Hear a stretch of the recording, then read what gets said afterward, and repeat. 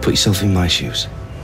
A friend of yours gets raped, and you see the bloke who did it walking around Lodge's life. As was his right. In your eyes, maybe. I'm sorry, not in mine. So you followed him into the bistro? Yeah, and I told him what I thought of him. Someone had to do something. You saw the state of her, you let him walk free. So, I just dished out some justice. And if that means that you're going to lock me up instead of him, then I'm sorry, I think it's time we should all pack up. How did he react? He said she deserved it. So the fight spilled over into the street? Yeah. Did he say anything else to you? Yes.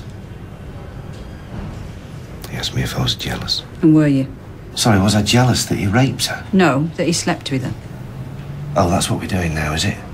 We're saying slept with instead of raped. Mr. Foster hasn't yet been charged, but I can tell you your actions last night won't have helped. Why's that? Describe again to me your relationship to Mrs. Connor. Sorry, just hang on. I just asked you a question. Mr. Barlow.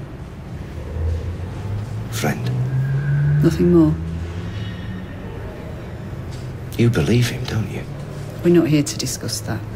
You think something else is going on? Frank's confession.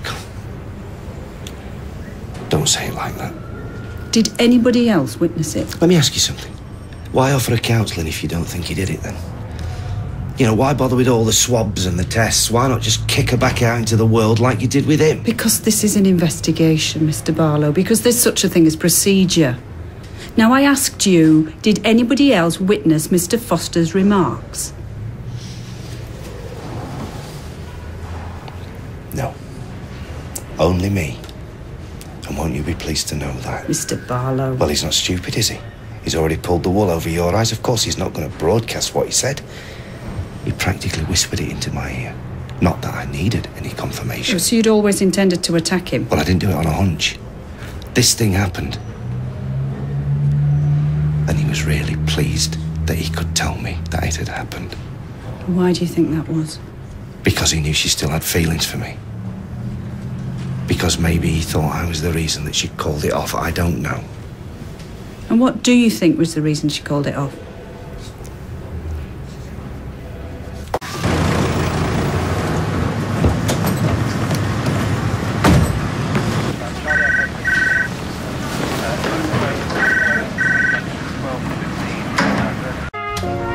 So why did you do it? Why do you think I did it? I don't know, Peter. I genuinely don't know. Because he raped her, that's why I did it. Oh, right, and you thought it fell to you, did you? Eh? Well, it won't fall into anyone else, was it? Least of all the coppers. But you felt the need to make him pay, you personally. He admitted it to me. Why? Why? Can you not hear me? I said why? For crying out loud, Leanne, I've just had 2 hours of this from the professionals. I've spent the night in a cell.